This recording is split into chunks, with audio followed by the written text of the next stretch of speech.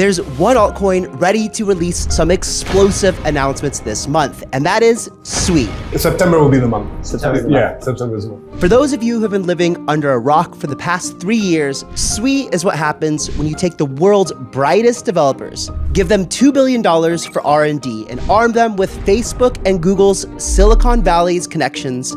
Their mission?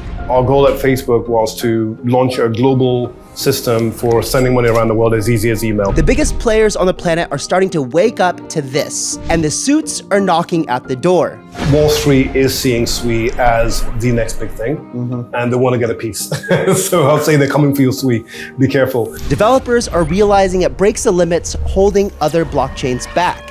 And the people behind it, they're battle-tested developers who have already built the systems that scale to billions of users. Now, they're applying that knowledge to SUI, building tools designed to bring the next billion users on chain. When we're talking about developers who are going to bring millions and billions of users, that amount of scale is something we're used to doing because we built it at Facebook and Google. So we're accustomed to building stuff that powers what billions of users need to use. And the vision doesn't stop there. Everything you do, every website you visit, every brand you touch, every piece of data you leave as a footprint on the internet, SUI is going to coordinate a lot of that. To unpack why I'm so bullish on SUI and how it could reshape the future of blockchain, I sat down with one of its co-founders, Adeni Abiodun. Before Mistin Labs, he was at Meta, working on Libra project, the most ambitious digital currency experiment in history. That experience makes him one of the most visionary voices in blockchain today. In this interview, you'll see why SUI is being positioned for the next billion users, why institutions are already choosing it, and what makes it fundamentally different from every other blockchain. And guys, you don't want to miss what Adeni confessed to me about what's coming next for SUI. You guys get a behind-the-scenes look at what no one else has heard yet. And without further ado, guys, let's dive into this exceptional interview where I learned a ton. Adeni, thanks for being here.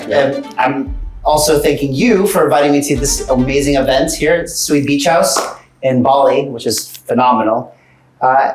One of the things that I've been the most fascinated with about SUI is just the kind of origin story and the roots of it. Yeah. You know, I talk, my audience knows that I talk about it all the time. Yeah.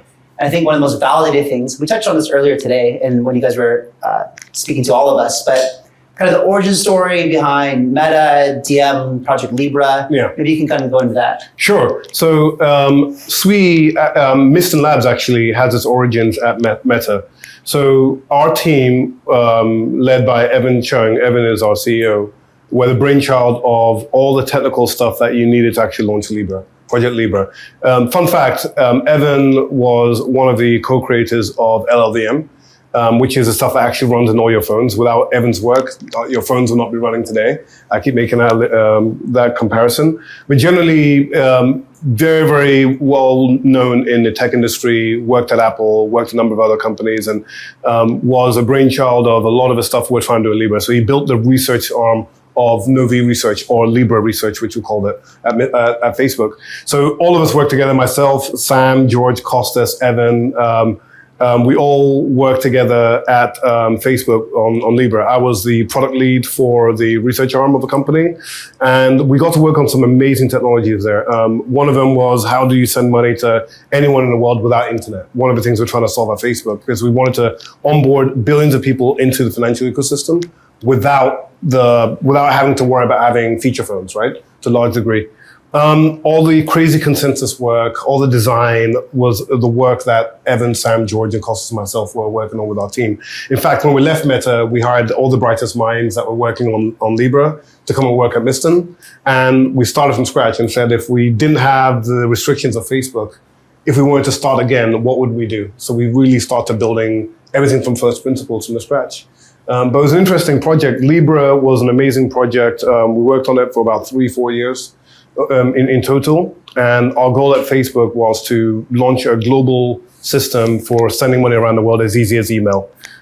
This is a project that's highly backed by Mark Zuckerberg and David Marcus.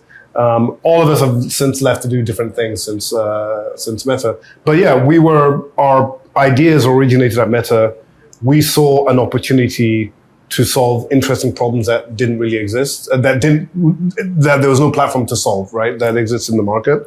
And we're looking at layer ones, and we felt that it was very limiting in the way they're thinking about it. And we thought, why don't we leave and extend the vision of what we're trying to do at Libra, but do that outside outside the walls of Facebook, but do that at the speed that we're accustomed to. Yeah. I think what I'd like to know a little bit more about is actually how much of the technology was born and created at Facebook or Meta, and then how much of that is still today in Mistin Labs and SUI? Yeah. So the team and people are there. The idea is we really started from scratch. So Mistin, we started from scratch. We chose not to use the Libra code base, quite frankly, because Libra was there to solve just a payments problem. And we knew to take things to the next level, we had to go beyond just payments, right? And concretely, we're already working on Libra version 2 while at Facebook. George and the team were working on a protocol called FastPay, which was actually the beginning of what became SUI, right? The idea of a FastPay protocol where you did not need consensus to send a transaction around the world, but happened at lowest latency. That work was already being done at Facebook. But when we left Facebook, we were able to continue that work. So we didn't use a Libra code base. The only thing we took out of Facebook was really the smart contract language move that Sam invented. And even that had a complete overhaul in how we used it at Mistin. So we designed it to be more object-oriented so that traditional developers can get it, and also allows us to be way more parallelizable, way faster than what we had at Facebook. In fact, one of my last projects when I was leaving Facebook was a project called Trove. It was an opportunity to build like this new platform where all your content is not owned by Facebook, but owned by you. And you can take your content wherever you want and lease it to platforms and monetize that way. And we couldn't do that with Libra. It was just not scalable enough. Yeah. And starting from scratch gave us the opportunity to build this new coordination layer, which is really SUI and the SUI stack. Yeah. So part of my question that I'm still curious to find out is kind of that division, because a lot of it was, where I heard anyway, and you can clarify it, was that that there was this huge team trying to build Project Libra, shut down by the government essentially, and then there was two main teams that came out of that. There was Mistin Labs and then Aptos. Right, and that's why I asked the question about the kind of what was recycled from Meta or from Project Libra into what became Mistin. And I'm not here to say who's better or worse between Aptos and SUI, but I just want to know the move language obviously is shared between both of you guys, and then because they also went off and built a layer 1 as well that also does parallelization, all this other stuff. Just curious about that. I'll set the record straight. So Evan ran the research and development brainchild at Facebook for Libra. So all the work around consensus, move, parallelization, all the stuff that actually made Libra work, all the ingenious ideas around Libra was Evan. Okay. And that's our team, right? My team, Evan, Sam, George, Costas, that was our team. The folks at Aptos were mainly maintainers of a code base, right? They'll take the ideas that were brainchild by our team and implement some of them, which is why, you see the two differences, right? Like when we left, we literally took the best people that were working on all the hard science and continued to innovate. And that's why you see us pushing new features every couple of weeks, right? Because we're continuing that ideology of constant innovation, moving as fast as we can. And they really just took the existing Libra code base and started building from there. Okay. So we two different ideologies. We left our code base behind and started from scratch. They took that code base and continued building from there. So that's where the teams differ. So if you're looking for who are the brainchilds behind, who built Libra, who designed all the infrastructure, all the architecture, it's pretty much a team that at Mistin Labs, right? Awesome. And we'll continue that spirit at Mistin Labs. Okay, cool. So thanks for the origin. Now let's move into the kind of future. And I've been thinking about this a lot. And I think that those of us who live in the crypto echo chamber kind of think about layer 1, smart contract layers, and we think about what's been built on it today, who's in the ecosystems. And a lot of people will tell you that kind of like the layer 1 winners have already kind of been established, like Ethereum, and now we have Solana is fast and cheap, and that's fine. But earlier today, you were telling us that there's so much more adoption to be had, and that you're not really worried about kind of what has been built or established to this point. It's about the future. Yeah. So can you tell us a little bit more about like how SUI becomes super relevant and prominent in the future and what you guys are building? Yeah, so the first thing to remember that when we build at Facebook, it's the same Facebook mentality of building for the next billion users. Yeah. So the idea of building something that doesn't horizontal scale is not in our mind frame at all. Existing layer ones, including Solana and Aptos, whatever, have an idea of fixed scale, right? Where there's a restriction number of blocks, so you charge more for blocks, right? We don't have that idea. Our idea has always been, just like when we ran infra at Facebook, anytime you need to add more, support more users, you add more infra and then you scale. That SUI is the only chain that does that today. Separately from that, right, we've already built all the components that we feel any new Web2 developers coming into to build from. So the idea that to say that layer one's already picked, there's already a winner is insane when there are only really 25 to 30,000 devs. I was saying 25 to 30,000 devs is what run the internet, right? There are 12 million devs running JavaScript today. And even more doing all sorts of other programming languages, right? Their world is a lot bigger. Facebook has more devs than Web3. Facebook, the company itself, has more devs than Web3. Yeah. So we're nowhere close to being anywhere, having solved that problem on bringing in devs, which is why when you look at who we're focusing about in bringing into the SUI ecosystem, we're not trying to argue and fight over, we want to win devs from Solana, ETH. That's happening anyway. Devs from ETH, Solana, other ecosystems are actively looking at SUI and actually using SUI as an infra provider. And that's only going to keep growing. But if our focus was that, then we're dead on arrival. That you can't fight over a small number of 20 to 30,000 devs. Right. So we've built a platform that can actually solve the problems that Web2 builders want, which is, can I store my data? Can I encrypt my data? Can I put gating mechanisms around information? Can I transact?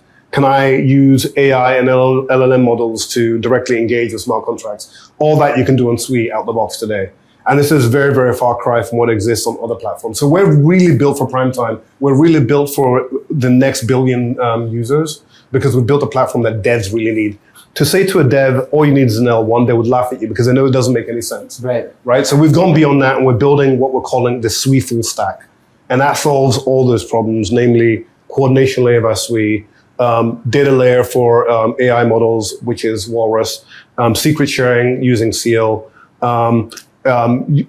private AI, and even trusted execution using Nautilus, and more to come. Deepbook as a global liquidity layer. So all these pieces are what you need as a dev to really solve interesting cross-reference problems. But to do that, you do that in a single programming language. You don't have to learn 5 different platforms. You don't have to figure out how to make Solana work with like Seal or how to make SUI work with something else. You just use Move as a mechanism to coordinate all that in a single platform. And that's way, way easier than what Web 2 or Web 3 offers you today. One of the things that you were talking about earlier today when we were in the presentation was something that was really refreshing to me, because as someone who's a decentralization optimist myself and likes the idea and thought that everything that eventually could be decentralized or should be will be. But earlier this year, and I think that the way that, at least for the next year or two, the only real kind of concept that most people can get for use cases for crypto is DeFi. Right? But I've always thought about, well, if you can remove the middlemen from an application that's extracting value between peer-to-peer things, then that's more efficient systems. Absolutely. But we haven't had blockchain in a place where it was easy enough for the end users to appreciate, to where they're willing to have that switching cost from, let's say, Uber to Duber, for example, right? So you guys did pull a slide that said, like, here's all the applications that can be built with blockchain, and we think that they will be. That was really refreshing for me to see. Yeah, because quite frankly, to solve more problems than go beyond just pure transaction processing, you need a stack to do that. Right? Like, as I was mentioning, we have Alchemy, who just launched on SUI. Alchemy effectively is using SUI, Walrus, Nautilus, all this amazing tech to effectively allow anyone to provide funding for the ad business. So Alchemy is an ad tech business, and they're using SUI and Nautilus as a way to effectively store information on chain, allow that to be verified by third parties, but also allowing you as a financier to provide liquidity to creators who store ads on their website. So let's say, for example, today I'm storing, and I have an amazing blog, a financial blog, and then I have a banner that display ads, right? For me to get paid from when the ads get shown, it would take me between 30 and 90 days to get paid. Now, if I have bills to pay, that's painful.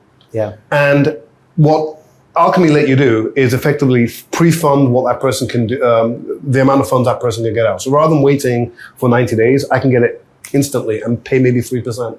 That is game changer from a revenue perspective for any kind of content creator. But also that is now allowing people to remove the middlemen who exist in this amazing ad space. Ads alone is so messy. The amount of partners that money needs to go through and data needs to go through before you get paid is insane.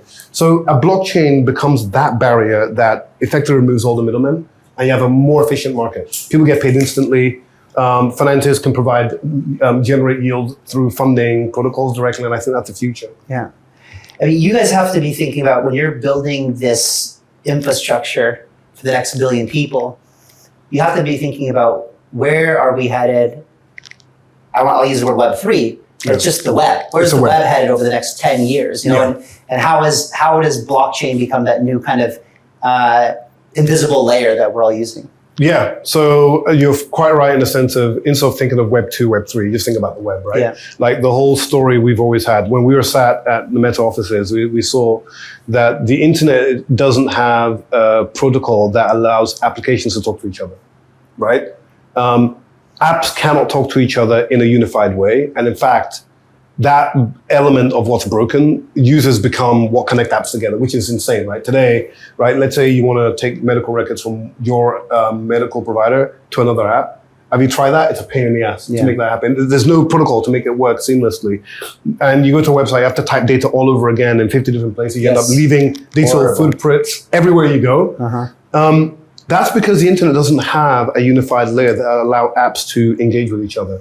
What SUI is that global coordination layer that effectively becomes this new translator that allows any app to talk to another app. And the object is the model of the rule to say, this is my data, this is what you can do with my data, this is what you can read, this is what you can not read and whatever.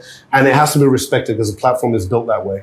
So SUI is solving a foundational problem that the internet has. So when we think about Web 2, Web 3, like we are, what SUI is, it's a foundational pillar of what the internet is going to be built on, namely final systems that allows app developers to not worry about building APIs, but simply use the object model as a way to transact and to effectively share information with one another. And then you gate that now with Walrus, where you can store petabytes and gigabytes of data on chain for the first time ever, and give access to whoever has paid for it. That's a new type of data market that's never been possible before. So yeah. So this coordination layer, is it something that everyone that wants to be part of the coordination layer has to build on top of SUI, or is it, can you have like let's say that there's a medical file company that's already built on Solana. Does it still plug into the SUI coordination layer? Correct. They can plug into the coordination layer directly. In fact, Walrus already it's a storage platform built on SUI, but you don't really have to use SUI to use Walrus. Solana projects are using Walrus already. Oh, wow. Right? ETH projects are using SUI and Walrus already. In fact, there are a few layer 2s are going to be using Walrus as a data layer or a data access layer, right? Or data availability layer, as they call it, actually. So this is SUI coordinating storage, but allowing any builder to use it, ultimately. So the reach of SUI is going to go beyond just crypto, to be fair, right? Like today you can publish an entire website on Walrus and you can gate it with payments using SUI directly. Like the kind of stuff you can do now with our stack is stuff you couldn't do before on traditional Web 2 stacks. Okay, so this is something that my audience will definitely be interested in. I'm not asking you to give any type of price prediction for the token. I would never do that. But I would like you to give us some kind of color of the demand and the utility for the SUI token over time. You know, you have all these people using this coordination layer that's invisible from the end user. As we talked about earlier today, invisible from often a lot of people who actually want to use the applications that are built on top of SUI. So how does this SUI token become everywhere in demand for everything? Yeah, so SUI becomes valuable when it's effectively touching every touch point of your life. We say SUI is going to become a commodity, it's going to become a utility, not a commodity. That everything you do, every website you visit, every brand you touch, every piece of data you leave as a footprint on the internet, SUI is going to coordinate a lot of that. And from my perspective, if we look at, okay, what is a comparison? Look at Google Cloud Services, look at Amazon Web Services, look at Oracle Apps Platforms, right, from a large degree, any developer platform. And then you add on top of that the fact that SUI is going to be this layer that allows AI agents to transact with one another. We're talking about trillions of value. So that was always the goal. Like we knew if we can coordinate what people do online using a global layer, that we can capture trillions of dollars worth of value. It becomes a new transaction layer for the web. Because you cannot transact on the internet atomically using AI and whatever we're talking about without a piece of glue to make it happen. We've already seen AI and trust becoming an issue where AI will do things you've not asked it to do, leaking secrets and all these kind of things. How do I get my AI to book my flight and book all these amazing things without it spending too much of my credit card and not knowing if I can get that money back? So having a rule engine around what your agents can do, having a rule engine around what people can do on your behalf online is what SUI covers. And for me, that TAM is in the trillions. It's in absolute trillions. People are comparing SUI right now to Arbitrum, Solana, and all these other chains. I think that we're looking too small, right? The total addressable market is the number of web developers that have to connect applications together. Yeah. We're talking about millions and millions of web developers in the world who need to solve foundational problems of how an app can interact with another. That for me is a bigger TAM than just no one. So you've covered this already, but I want you to address this in a question so it's just very clear for the audience. Is a lot of people, when they look at a blockchain, a layer one, all they're looking at is like, can it read smart contracts, and can it process transactions, can it mint my meme coin, whatever. But like I said, you've already touched on it, but let's just go into a bit more detail. How is SUI different than, like, let's say Solana? We're just using Solana, for example, because that's what people most compare it to, because it's fast and cheap, right? Yeah. So how is the SUI blockchain and tech stack different than what Solana is building? Okay, so first and foremost, SUI's latency, for real latency, block finality is 65 milliseconds, and actual end-to-end latency is about 390 milliseconds. Solana is about 13 seconds. So we're talking about 390 milliseconds for real finality versus 13 seconds. Order of magnitude different in terms of scale from us and Solana. We're way faster in terms of finality. Secondly, our throughput has no bound, whereas Solana does, right? We've already proven you add 10 times the throughput, the amount of hardware to SUI, you get 10 times the throughput. So we can go to 3 million TPS with 10 times the hardware for SUI. There's no cap in TPS. So that's already, from a metrics perspective, it's already there. So you can build better apps or whatever. On SUI, if I want to store gigabytes worth of data, I can, and it'll be cheap as AWS. On Solana, it costs an insane amount of money to store data on Solana. So you would not do that. So if you want to do anything data heavy, Solana becomes not the platform to use. If you want to do anything low latency, like real low latency in terms of finality, Solana is not the chain. If you want to do something that requires millions and millions of users in a concurrent fashion, you need a middleware for it to work on a traditional chain. SUI is designed to allow developers and users to go directly to the chain and scale out. So, which is why I'm saying it's great, all fun and games where we're doing little DeFi with a bunch of users trading a PvP versus each other. When we're talking about developers who are going to bring millions and billions of users, that amount of scale is something we're used to doing because we built it at Facebook and Google. So we're accustomed to building stuff that powers what billions of users need to use, not a couple of degens in crypto. So it's great now, but when scale happens, SUI wins that war. We feel really, really good about that. How many people are working on the project and then the whole Miston Lab? Is Miston Labs the kind of does Miston Labs cover everything, Walrus? Yeah. So how many people are working on it? So Miston itself is about 170 people. Okay. And then SUI Foundation, I believe, is about 50. Walrus Foundation is probably another 15. So all in all, if you add it all up, we'd say around about 250 people across all protocols, Deepbook, SUI, SUI-NS, Walrus, you name it. It's a pretty decent team, punching well above our weight.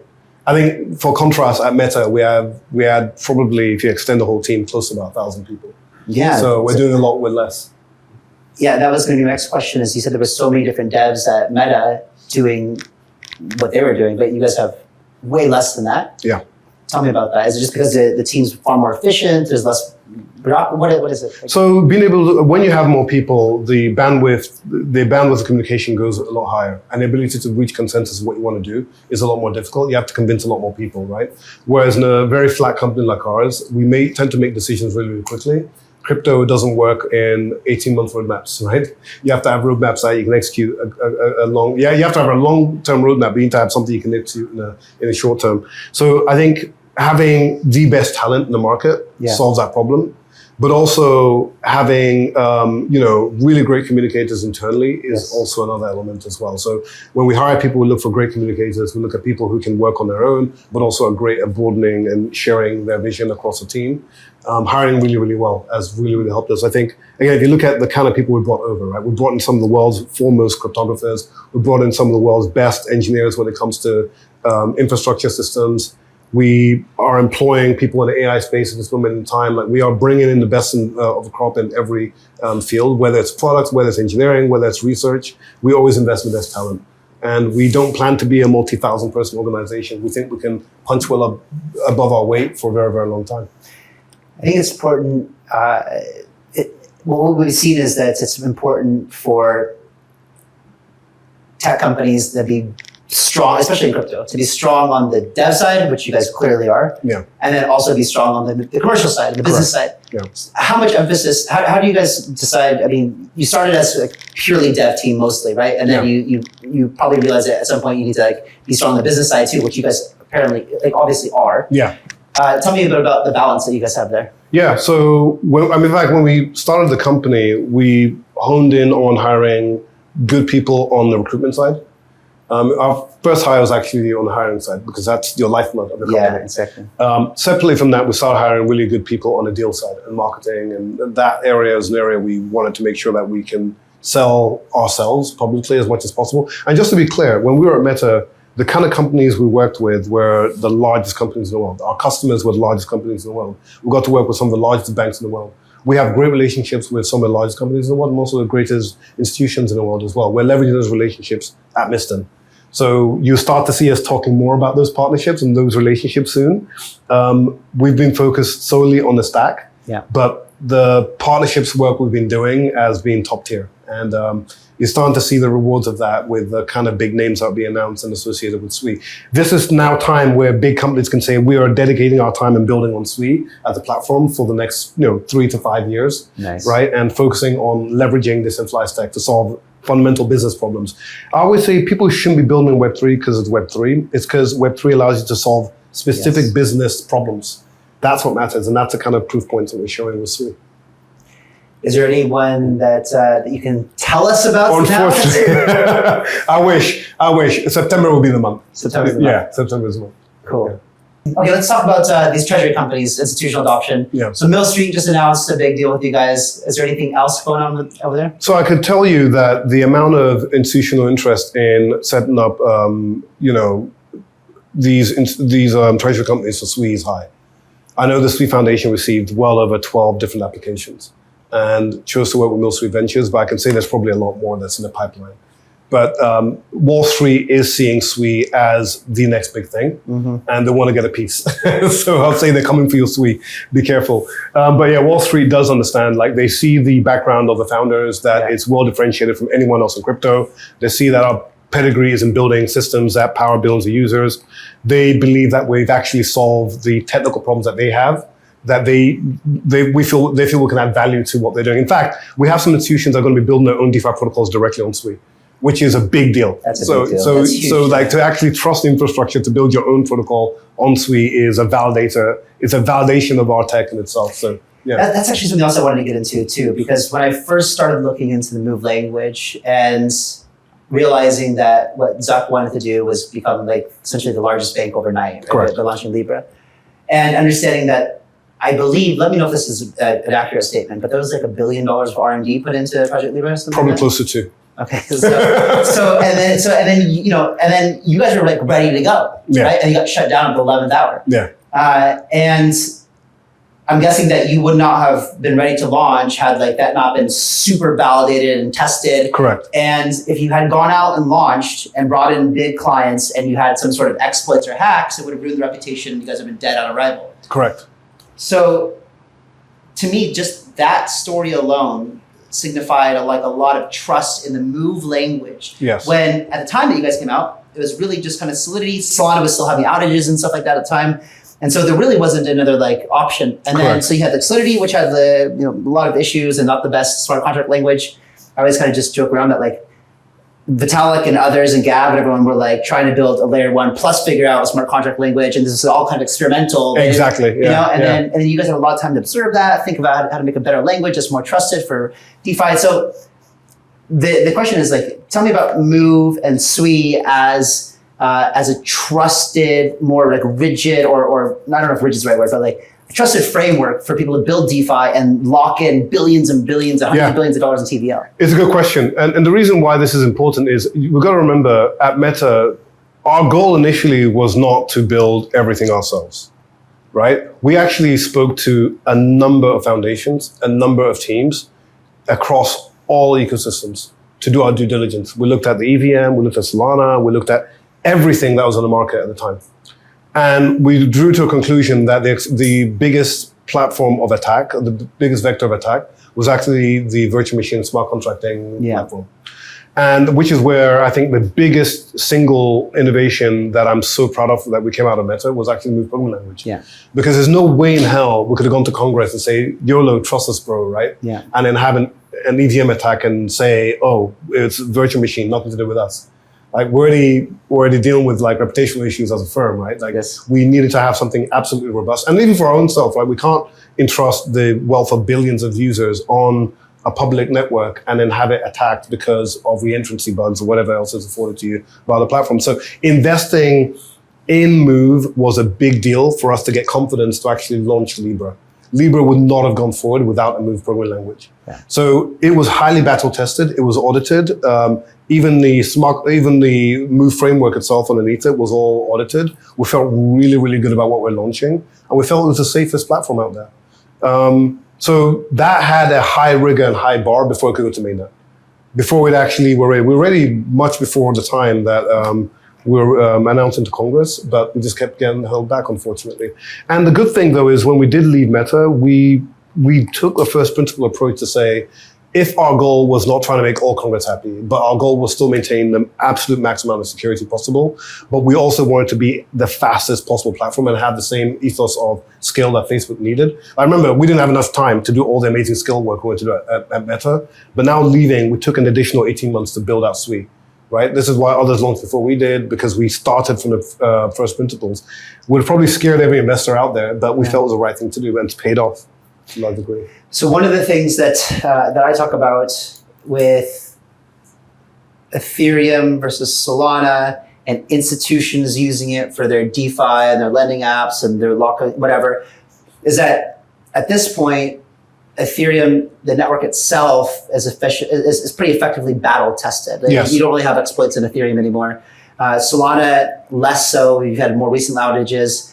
And then SUI is even younger than Solana. So the discussions that you're having with big potential institutions who want to build on SUI, is that something that you guys are like faced with a challenge when they say, well, you guys just haven't stood the test of time? No, we don't have any problems winning over institutions with the idea that SUI is a much more secure platform. It's very easy for them to understand. Right, you got to remember that we speak their language. We come from that industry. We understand when it comes to audits. We understand what we're looking for when it comes to security. We know how to go past all those objections. We can prove that SUI is fundamentally safer than SOL and ETH. We don't have that problem convincing any institutional partner that has its weight in gold that it's the platform to bet on. The key thing is always like ecosystem growth and where you are in your time frame. Now, if you're a multi-billion-dollar institutional fund, you're going to care more about security and privacy and like being able to solve real business problems. And there's 20 billion TVL here and 5 billion TVL. You don't care about that because you're the market at that point, right? If you're measuring by that, there's way more money in the institutional markets than there is that we see today in crypto. Right. So we have no problems winning over institutions, which is why I think some of the largest institutions will launch their own DeFi protocols on SUI. So, all right, so we just had the Genius Act pass, and stablecoins is like, right now the mainstream doesn't really understand much, right? They kind of figure out what Bitcoin is. They know that stablecoins are pegged, and the US needs stablecoins to finance their debt. Correct. Right? And so it's a huge deal. That's what everyone's talking about. Most of stablecoin volume and TVL exists on Ethereum. How's it going for SUI? So it's interesting, right? Like we felt like stablecoins will be the biggest dollarization weapon the US government actually has, which I was scratching my head when they were trying to push against it. Like, guys, you realize if your goal is to dollarize, this is the best thing for you. Yeah. But I think we're getting there, right? Like stablecoins are the payment rail, right? It's the payment rail of the future. And I think a lot of fintechs will not exist because many fintechs exist because of friction. And I think stablecoins help to remove a ton of that friction. Yes. So all these VCs are financing all these fintechs. I think they should be looking at the portfolio again. But to touch more broadly on your topic, right? SUI natively has about 3 stablecoins: FDUSD, AGUSD, and USDC, of which USDC is a large proponent of that. And of course, there's some bridge stablecoins like USDT and so on and so forth. What SUI is seeing is actually an increase in stablecoin volumes across the platform.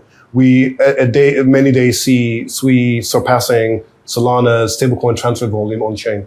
So SUI's being used effectively as a way to move money across a number of exchanges rather than using other platforms today. Instant finality, no worries about, you don't have to wait for 13 seconds or a minute or whatever. It's actually instant. So that matters if you're trying to do arbitrage across exchanges as well. And I think that utility aspect of stablecoins for SUI is only going to grow. But I think the most important thing is actually when it comes to payment volume. Like if you're a commerce platform, what you care about is TPV, transaction processing volume.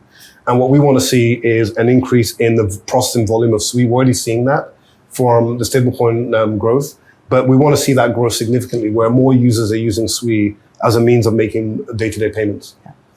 Maybe think of it as something else too, which is, in my opinion, probably one of the most important for adoption is what is SUI doing on the infrastructure layer for abstracting away the complicated blockchain aspects for the end users? So, well, we're actually doing that for institutions as well. So one of the things we'll be launching soon is a mechanism by which you can launch a stablecoin or RWA using a SUI smart contract on any chain you want. So if I want to mint a new stablecoin and I want it to be on Arbitrum, Solana, ETH, SUI at the same time, you can do that. You can move them all across without bridging. It's all done atomically as quickly as possible. Wow. So that orchestration is going to happen via SUI, and we'll be talking more about that towards the end of the year. But also from a user perspective, I think users should not be thinking, hey, what network are you on before I send you money? Mm-hmm. That stuff we're working on as well. Like you should we're a stickler for UX. Like we care about UX more than anything else. And a world where users have to ask what network you're on before sending you money is just stupid. Yeah. We're going to be done away with that very, very soon. Nice. Cool. Aditi, thank you so much, man. It's been a pleasure. It's amazing to see how just excited, passionate, and confident you are what you guys are building. It's nice to see. Thank you very much. It was great talking. Thank you.